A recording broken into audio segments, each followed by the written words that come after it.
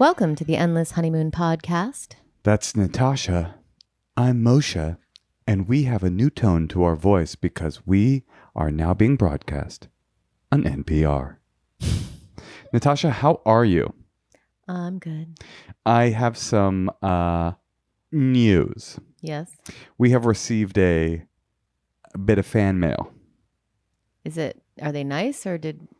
They are nice. They are nice, but we have been called out about our episode last week, and I thought it might be good for us to read this call out on the air, address it, because as we always say, the best disinfectant is sunlight. Oh no, that's Oprah that says that. But I thought it would be a good chiddly chat. Cis-hets don't know shit. That's right. That is that's the too long didn't read version.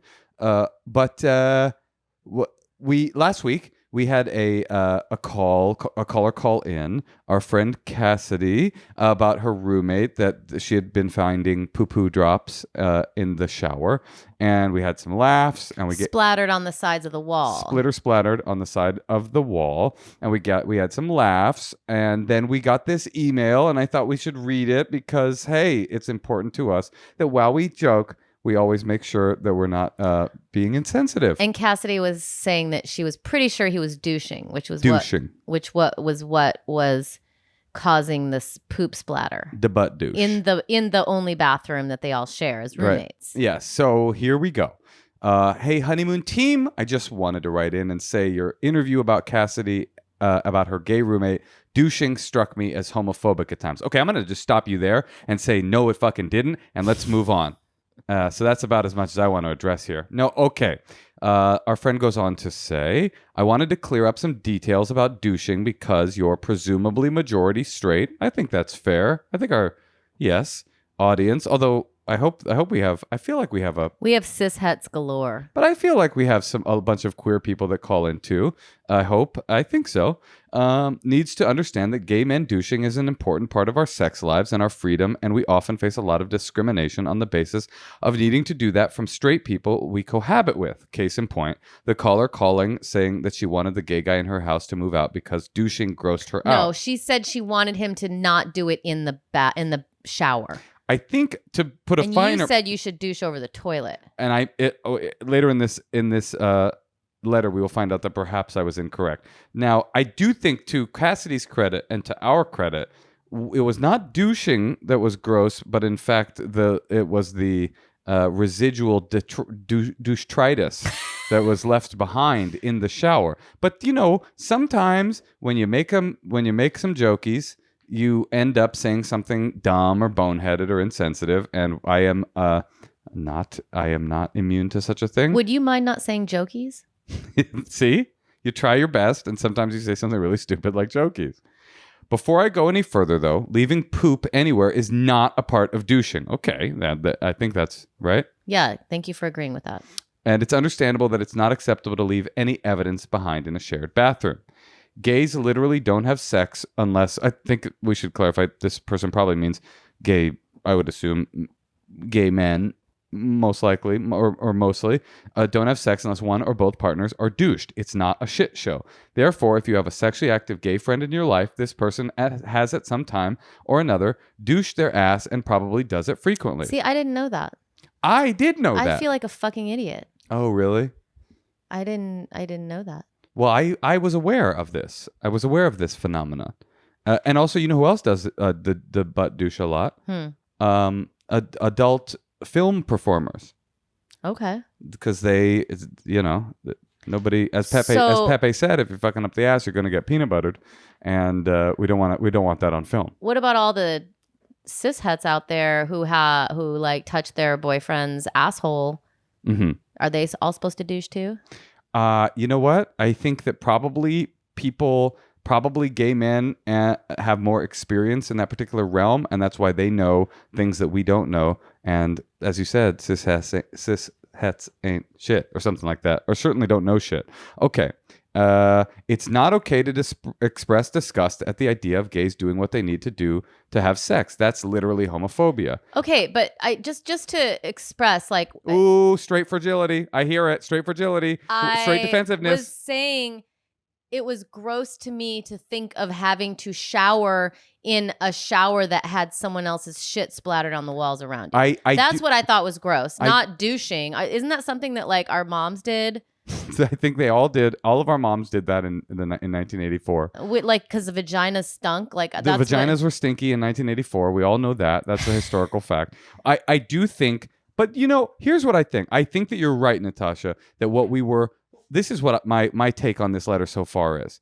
That while I do think the joke we were attempting to make or thought we were making or were making was the jokes and the ew gross was about the left behind poo poo and the funniness of that sometimes when you're joking around, especially when you're like not a member of the group that's at the sort of butt of the joke or whatever, even if you're saying it right, or even if you think you're saying it right, a person can be listening to it and going, well, this sounds out of touch, or this sounds like they're making fun of us or not laughing with us. So maybe we were doing the right thing, but it doesn't hurt to go like, I acknowledge that. I think this person actually, he addresses it. He goes on to say, okay, if you're not okay with your gay roommate douching in the bathroom you share with them, you're not someone with quote high standards. You're just a homophobe. I mean, yeah, no, I agree with that. I don't think to our credit that we were saying gay men douching is gross. But maybe in somewhere in the laughter, even if you have to douche in the shower, it's not gross, but you have to clean up. Yeah, you have to clean up the poo poo. We got to clean up the poo poo. Unless it's your own shower, then do whatever you want. Even in that case, I recommend cleaning up the poo poo.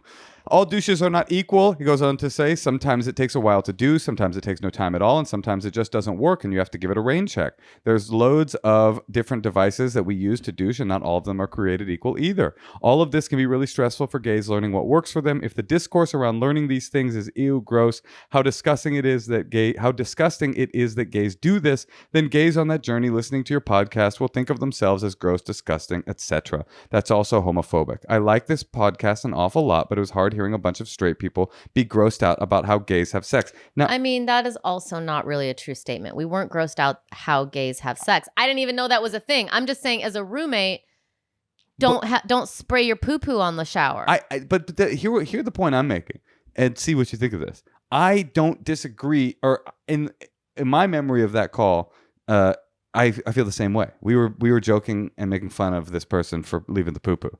But if you're a gay guy and this is an issue of sensitivity for you to hear three straight people going like, ha ha ha, roast, roast, roast, it's possible that even, like I said, even if we were said the right thing, that that I get. All I'm saying is I kind of get. I get it. I'm not saying I cop fully to it, but I understand that it could have felt insensitive at times or whatever. Or the point is, we're here. We're not running. We're here. We're not queer. We're not running away from this letter. It doesn't happen in the here goes the rest of the letter. It doesn't happen in the shower out of laziness. Usually a shower attachment is required, and the seated toilet position doesn't work, as it means the colon is crooked. Now that I did not know. Snap, Moshe. Big time snap. So you have to do it in the shower, it sounds like. That I didn't know. Maybe you have to squat? I don't know. I didn't know.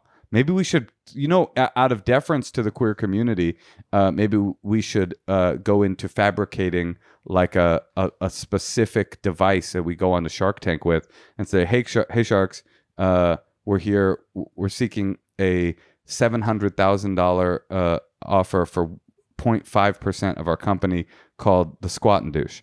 And it's a fabricated, like a Chinese toilet that you would, Sounds like Mr. Millionaire would really like that. What's his name? Mr. Millionaire? What's his name? What is that? Richie Rich's dad? Isn't there a guy named Mr. Wonderful? Yeah, him. Okay, I did not know you can't do it in the seated position. Didn't know that.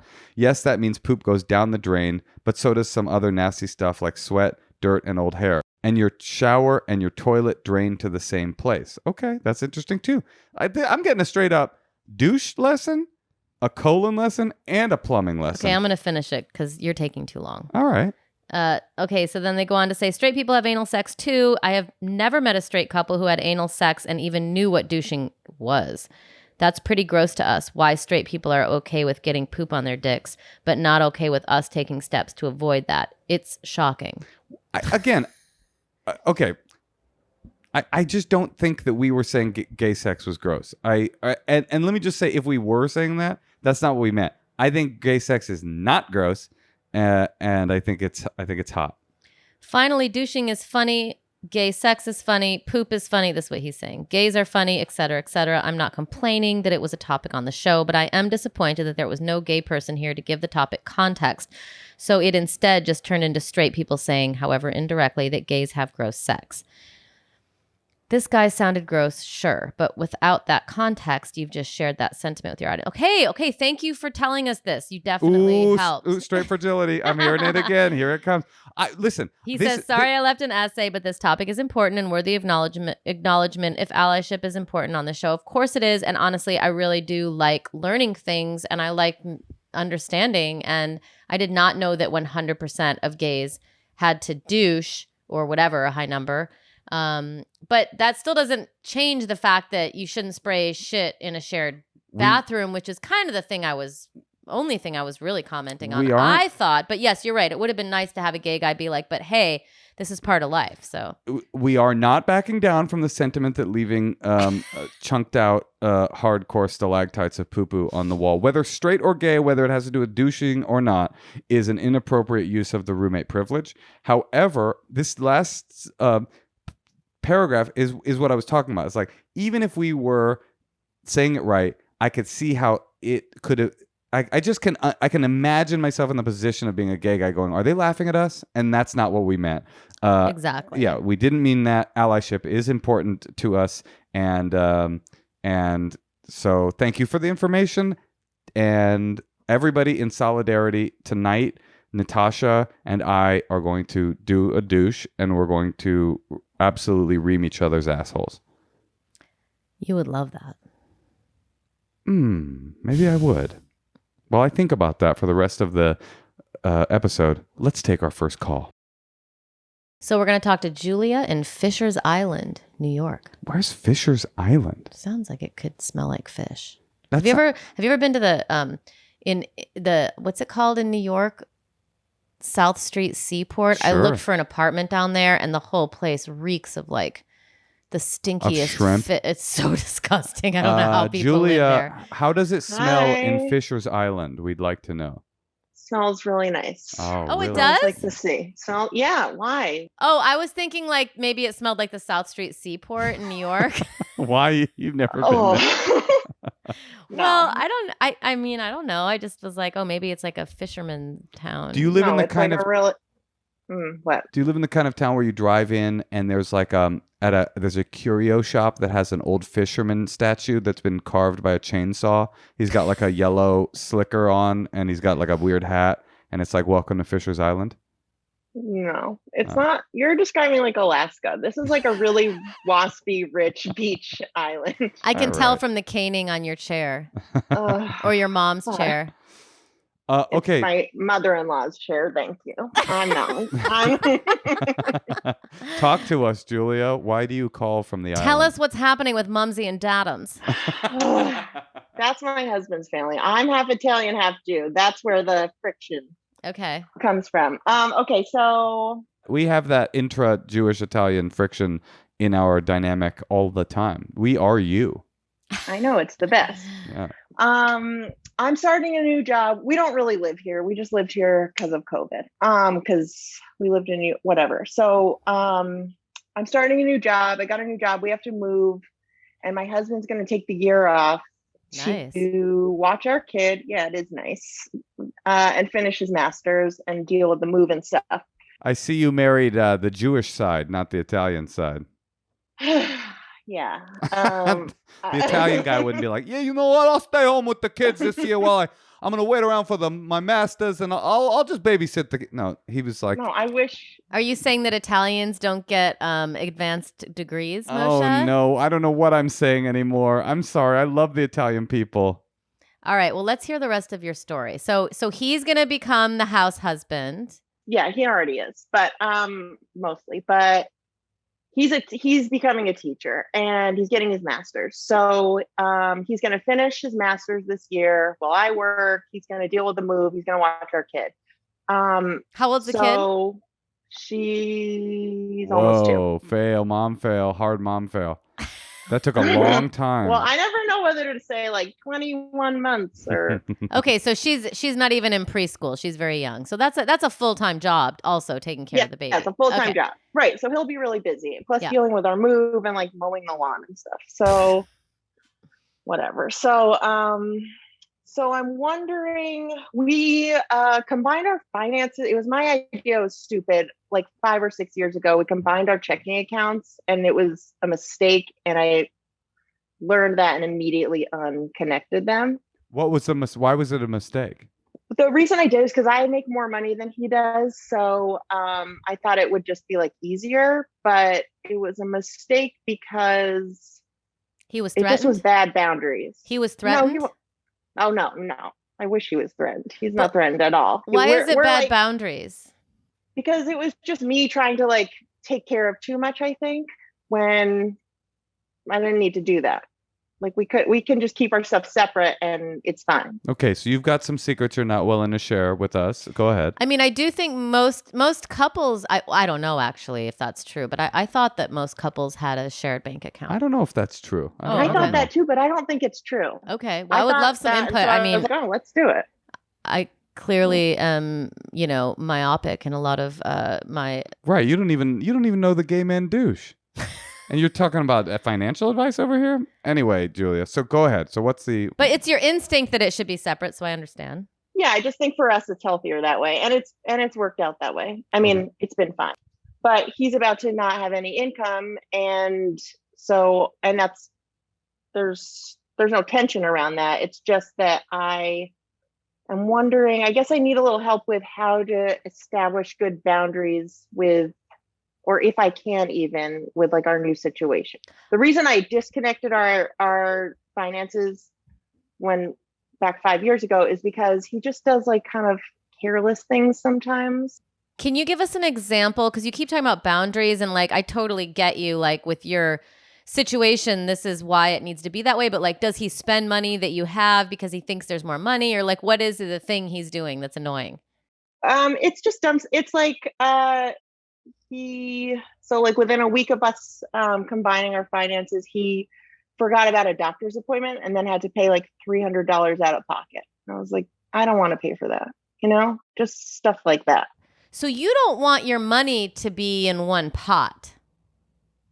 Correct. Interesting. Because you're like, oh, you made a mistake, you pay for it. Kinda. Is that bad? I don't know, because I do feel like, like when you're married, you have but I don't know, there's a lot of different kinds of marriage, but I did feel that when we got married that we kind of have this, like, we're in it together and, my money is your money. And yeah, I don't know if that's right, but it does seem like by splitting up your money, you're inevitably getting ready to not be married. No, I don't know if I agree with that. Maybe I'm wrong. I feel most of my friends have separate checking accounts and then they figure out a way to like pay for things together. And like, I pay for way more since I make more money. And that's all fine. I do feel like we're, in it together. I just feel like here I have some thoughts. We have different ideas about money. Julia, I got some thoughts. All of your arguments would be holding water were it not for this new wrinkle in your narrative that's coming up this year. Like, I hear what you're saying, that there's a million different kinds of marriages and a million different kinds of boundaries when it comes to finances. And sometimes one partner makes more than the other. And sometimes the idea of combining, and sometimes one partner spends more foolishly or wastefully than the other. And the idea of combining incomes doesn't make sense in those contexts. However, you who already make more money than your partner are also becoming the only moneymaker in the upcoming year. And he is volunteering to, and the idea of being a house partner or whatever is, I'm allowing you to go out and work, and I am an equal partner in this relationship by doing the labor that you'll be unable to do while you go be the professional. Because a nanny for your kid would be like $50,000 a year probably. So therefore, I think that coming up this year, and you can revisit this this topic next year, but coming up this year, I think it's very obvious that what you have to do. You just have to cut him a card, from your account. Yep. And give him the card. And here's the important part: like you don't be checking every single time he makes a financial mistake. Like let him go, because you married the guy that sometimes forgets hospital visits. And This is Moshe's advice, because he's the guy who forgets hospital visits and can't find his wallet, and he's like, hey. But you're the person that goes to a vintage shop, and all of a sudden we have like a absolutely unnecessary like Thai chaise lounge coming to, and it's like I can't be like, we're in a different situation because Natasha and we both bring money to the table here, and so it's not like one partner is insanely unequal, and you're talking about one partner not working at all. So all I'm saying is, like, at this point, he's like a fully vested member in Fisher Island Family Inc., and it's time for you to cut him a corporate credit card. That's what I think. Okay, good. I actually did that today. But I don't want to like infantilize him or anything, but you think no rules or... No, hold on. I have a few follow-up questions. So first of all, do you feel that by making him pay for the $300 doctor visit that he fucked up himself will kind of teach him a lesson and will make him not do stuff like that again? Or are you just like, fuck that, you can't have my money, that's my money for a rainy day kind of thing? Kind of the second one. I don't feel like I should have to teach him his financial literacy. I feel like it's just easiest if he doesn't have it, he can learn it or not learn it, but that way it's not affecting me as much.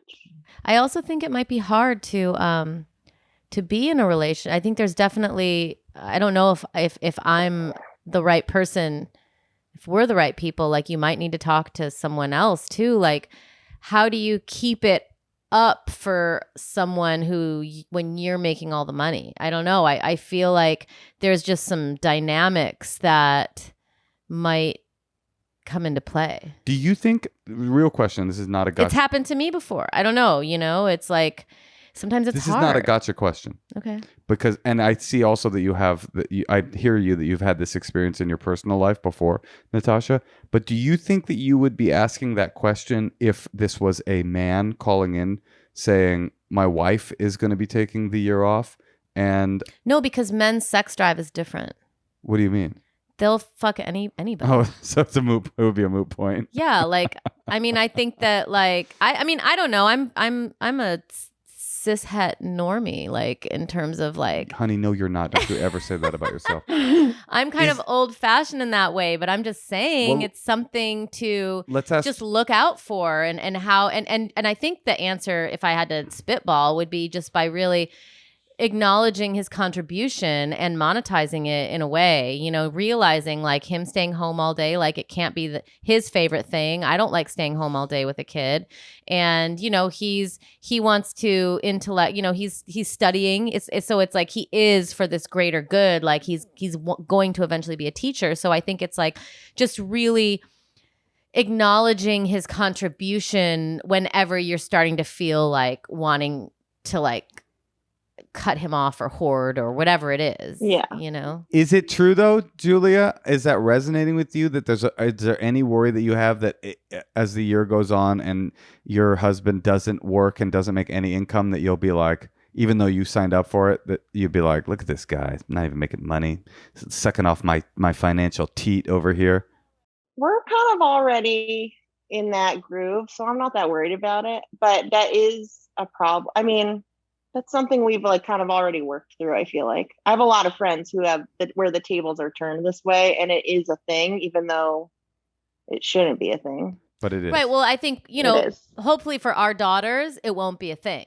But like we're at the last vestiges of like this old way of thinking, how our parents taught us to be, which is kind of old fashioned, and that, the man will take care of you. And, I think it's amazing that like so many women are working now, and this, and by the way, I just went away for a month, and Moshe took such great care of our child, and they're so close now, and he was like waking up at 7:30 and making her lunch, and then like reading her stories and bath time at night, and he's having to do every single one of the things that we used to split up, and like I'm really impressed with him, and now it's like gonna make our family so much better because I can really rely on him. And now I'm not going to be so worried to take another job. And same with you. It's like, this is definitely going to be good for him to take this on because now you're going to have this more equal partnership with the kid, and it's just healthy and good for your family. And so that's another thing you can focus on, just the fact that you're one of those women who can really rely on your husband for that. And maybe he's naturally like that, but I think that's a really positive thing. Maybe in this coming year, you guys could get into like serious sexual role playing where you're like extremely dominant and he's like your little he's like your little pig servant boy, and that's part of it. You know what I mean? And so you do like what's called financial doming. If he's a good little piggy, you cut him a check, like you go, oh, you took such good care of the kids this weekend. Here, piggy. And you throw like a wad of cash at his feet. That could be a fun game for the two of you. I'm sure he'd love it. By the way, and don't ask him. Just enter into it unilaterally without even talking to him about it. He'll love it. Trust me. Maybe he should get into that on his own on the side to make some money. Make some money. But I definitely like Moshe's idea to not count the money. And I think also, isn't there a way to I have some questions.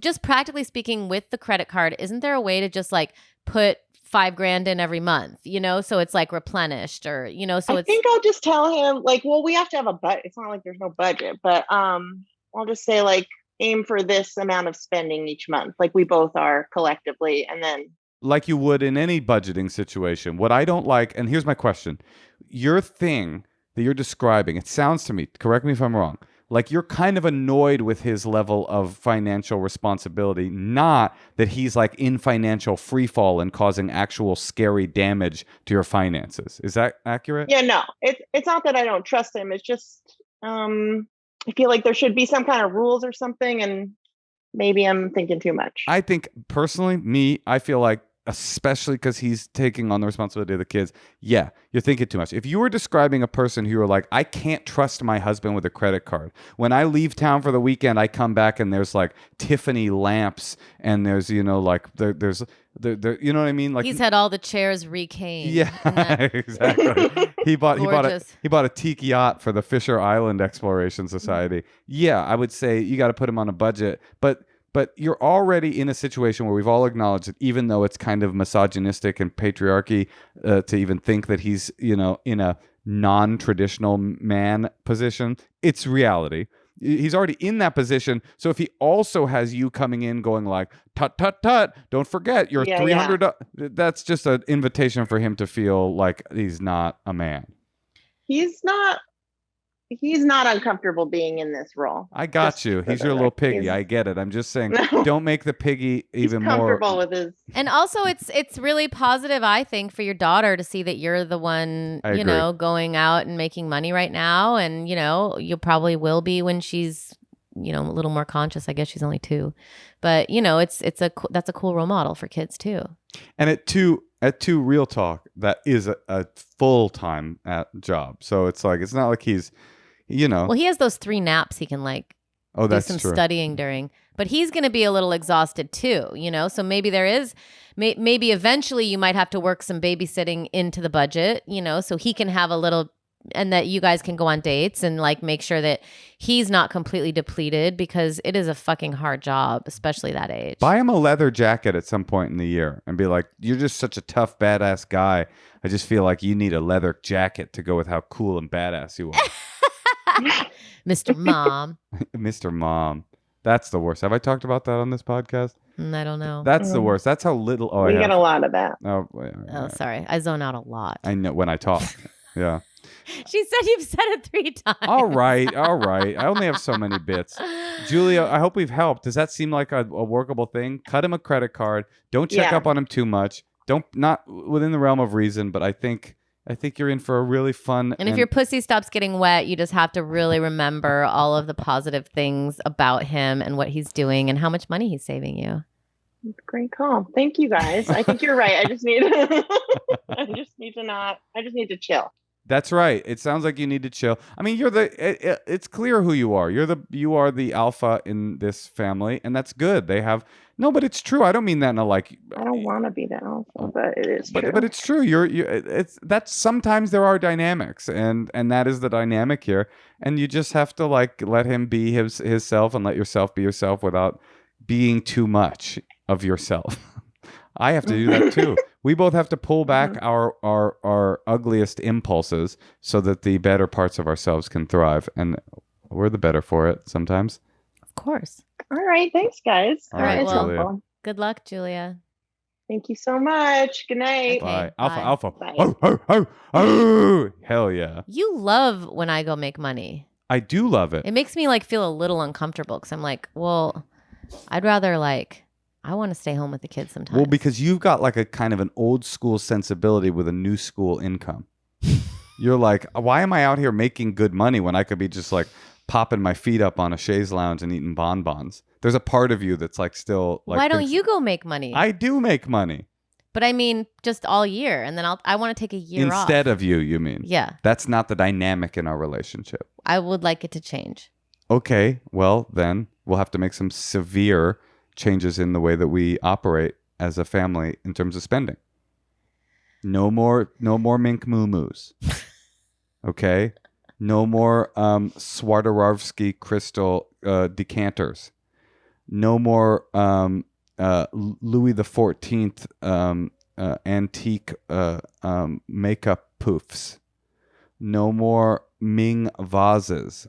Things are going to have to change around here. All right. Well, listen, there's someone who I want to call because they're in New York and we have to call them now. Okay. Well, listen, we have to give it a little context before we do it. A month ago, or 2 months ago, we had a caller call in and say she's from New York City. And during the pandemic, all of her friends got either married or moved away. And then the pandemic was chilling out and she found herself friendless in New York City. And we offered to set her up on some friend dates. She came onto our live podcast, if you listen to that. And we did a dating game type of situation where she picked one of the 3 women and we sent them out on a platonic friend date.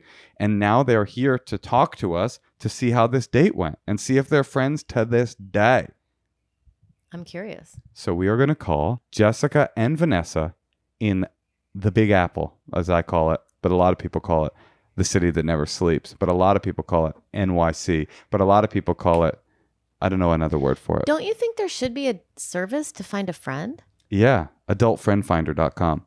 I mean, there definitely should be that. Okay, let's You're right. Should we call start that? Friends. How do you do that? I mean, I've always found it very creepy when you're on a dating app and someone is like, I'm just here for friends. It's just like, what? Why? Why'd you come here? You on a lot of dating apps recently? No, but I used to be, honey, before we started dating. Weren't you kind of just there for friends too? No. You're like, I'm just here for friends who want to fuck. Yeah, that's the part that makes it more than friends. You know when they say, I'm interested in you more than friends? They mean I want to bang-a-roo. Hello, Vanessa. Hi, Vanessa. Hi. And hi, Jessica. How are you? Good. How are you guys? We're great. This is so exciting. It was our first real good follow-up, except for the guy that was cheating on his wife with poetry. You guys are a positive follow-up. So how did our adult friend finder date work? Yeah, tell us what you did. Oh, it's a thumbs up. Oh God. Thumbs up. Wait, hold on. Are you guys? I don't want to spoil the surprise, but tell us what you guys did. We went to brunch in the East Village. Where'd you go? We went to this place called Ferns, Okay, I don't know that place. and it was delicious. We had some drinks. We had food. We want to thank you guys so much for treating us. Wait, we paid for that? What the fuck, Laura? Are you fucking Wait, kidding our producer me? didn't tell us we paid for it. No. How many drinks no. did you get each? Yeah, seriously, what did you get? Are you want to know for real? Oh yeah, sure. Okay, tell us. I got a biscuit with fried chicken, an egg on it with like hot sauce Oh, and ranch dressing, and it was fucking delicious. that sounds real good. Vanessa, what'd you get? I got like a scramble and then I got an Aperol Spritz. Oh, an Aperol Spritz. You want to know a secret about an Aperol Spritz? Yeah. We were just talking about this yesterday. When I was living in Rome, everybody was drinking Aperol Spritzes, and I didn't really know what they were. And I was like, yeah, I'll get an Aperol Spritz. And I'm pretty sure I had a whole I've been sober for 20 years. I'm pretty sure I had a whole cocktail, and then like it didn't really taste. They're not that strong, right? Yeah, No. So I was like, I drank, I think, a whole cocktail, and then like a month later realized I was like, oh, I straight up just drank a cocktail in Rome. So I get it. I get the appeal. So you had an Aperol Spritz and a scramble, and were you guys just vibing or what? Yeah, we had a great convo. What'd you have in common?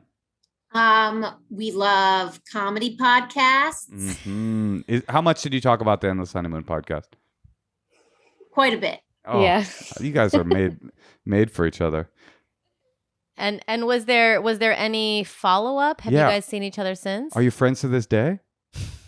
We haven't seen each other since, but I think that We've been texting. We've been texting. All right. So you think you're going to hang again? Yeah. Yeah. Do we have to pay for it, or can you guys like fund your own date? We can fund our own dates. Hey, was it weird or awkward at all to go on an adult date with a non-romantic adult date? Was there any kind of like, this is weird, or were you just like, was it just like, this feels good? I didn't find it that weird or awkward. Did you? No, I was like a little nervous, but I'm just like a little shy in the beginning. Did you? We can tell from your scramble and Aperol Spritz, whereas like Jessica's like, I got a fried chicken sandwich with ranch and hot sauce and 2 fried biscuits, and we put some ketchup on that motherfucker, and then I ordered 16 champagnes and Natasha's she's like just like digging into like a quadruple biscuit, and there's like hot sauce dripping down her chin. with like, ranch. I think this is the beginning of a beautiful friendship. Vanessa's like, I'm actually a little shy, actually. But Vanessa, it's kind of cool to have friends like that, right? Who are like a little more, they can help. And especially now, maybe your next date can be like in a more social setting. Like it's always fun to have someone like Jessica, who's like the little more outgoing, not that you're not outgoing, but like more out there in the traditional sense, like in a social setting. And then you guys, hang out together. And I'm loving this. What do you think, guys, in terms of what advice would you give to other people in your situation where you're both post-pandemic, feeling a little lonely, feeling the blues? Like, what advice would you give to our listeners who are looking for friends like you did? I would say to write an email to your favorite comedians and see if they will pay for you to go on a friend date. I love this. I love you guys. And Vanessa, what do you think? What's your takeaway from this experience? I just like put yourself out there, I guess. Jessica and I had a conversation about like, because I'm from California, so being a transplant is a little bit hard. So we were just talking about how difficult it is to find friends, especially in your 30s. But if you just put yourself out there and like find people that you have stuff in common with, you can really make some cool friends. And I'm really hoping that Vanessa and her husband start performing their music live so I can go see them. They have a new video and it's awesome. Oh, you guys are like bedroom musicians and trying to work up the courage to get out there? Well, my husband and I have both been musicians for like 10 years, but we just started making music together. Cool. So hopefully one day. Hell yeah. What kind of music is it? It's like electronic pop. Send us some. We'll play it on the podcast. If it's good, it might be bad, and then we probably won't. No, we will. We'll do it regardless. Do we have to pay you to play your music on our podcast? Yeah, we got to pay for a licensing fee. No, we're not that cool. Okay, well, I'm glad that worked out, and hopefully this is the beginning of more people putting themselves out there. If you do feel like you're in need or want of a friend, especially after this treacherous time we've all been through in so many different ways. It's all been very personal and everyone's been on their own journey. But I was just in fucking Atlanta for a month by myself, and I had to quarantine for 10 days in this like corporate apartment. And I was like, how the fuck did people do this? Because like I had the you mean by themselves? Yes, by yourself. It's not like it's that cool to go outside in the early part of the pandemic. And like they were telling me I couldn't go outside. And, it was just like very intense. And I would always complain that I had like endless housework and endless chores and the baby, but like at least there was distraction. So like I totally feel for that. And like, how could you not come out of that with like a slightly different perspective and wanting to meet some new people? And, you're changed in a way. And so I don't know. I think it's really positive. Vanessa, will you and your husband make a song about your experience meeting up with Jessica, and then we'll play it on the podcast? It doesn't have to have words. Like just instrumental. Yeah, we can definitely work on something like that All right. and send it to you guys. It can be 5 seconds long, and we'll play the shit out of it. Actually, the Okay. shorter it is, the better. And Okay. and Jessica, what's the spread on the Dustin Poirier Conor McGregor fight this weekend? Where should I put my money? Why would she know that? Aren't you a gambling person? Yes, I am, and I do have that information, but I'll privately DM you. Oh, so you're not legally allowed to announce on a podcast, but you can privately DM someone the information. Okay, great. All right. Well, you guys are the sweetest and cutest, and I hope that this is the beginning of a great friendship. And even if it isn't, I hope that it was a wonderful experience. And thank you for coming back on. It was. Thank you guys so much. This was so much fun. It was awesome. Okay. sure. See you soon. Good luck. Bye. And goodbye. Natasha. I want to eat chicken and biscuits with some new people. I know they were sweet. I mean, it's got to be a little. I liked what Vanessa was saying. Like, it's got to be a little awkward in your 30s to be like, hey, I need a friend. But like, people need people, and if you're not in a relationship, and not everybody is, like, people need. And even if you are in a relationship, people need friends, and they need to. Sometimes I worry about my mom because she moved down here, and she's 70 and she had all these friends up in the Bay Area. And now she only hangs out with my stepdad and us. And I'm like, you should get out there and have a friend. But I imagine as the years go by, it's more and more difficult to be like, I need a friend. I'm going to make myself vulnerable. Maybe I'll go get a hobby. You're just like, fuck it, I'll stay home. My dad is kind of inspiring that way. He's always like, I mean, he does hang out in a lot of bars, but he always has a bunch of friends. He's always like picking up friends at the airport. He's like going to friends in the condo. He's got friends down here. He's going to see his friend's band play. He's like always doing stuff. Whereas like, I don't think my mom has many friends. I think I'm going to be like your dad. When I'm old, I think I'm going to be like, me and the boys are going to go play some board games. Be like 85. That's cute. Yeah, it's worth it. I think you will be too. You need people too. I think the lesson here is we both need people that aren't each other. Yes. But also we need each other. Yes. You know why? Why? Because I love you. Oh, I love you too.